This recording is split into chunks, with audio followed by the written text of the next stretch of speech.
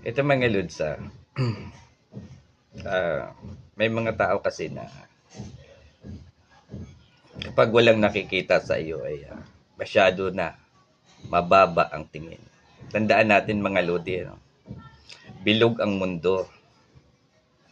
Anytime, pwedeng magbago ang kapalaran ng tao. Ba? Huwag nating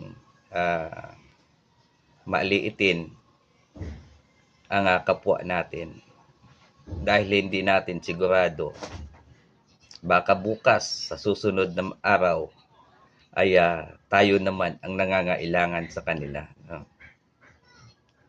Kaya hindi tayo pwede magsalita ng hindi tapos lagi. Dapat mayroon tayong reservasyon. Kung ano ang nakikita natin sa kanila na yon, ay huwag nating husgahan dahil malay natin sa susunod na mga araw tayo naman ang mangangailangan, di ba? Yan ang problema sa iba. Kapag hindi nakakapuno sa mata nila, medyo magbabago ang paningin, mga lods. Ano?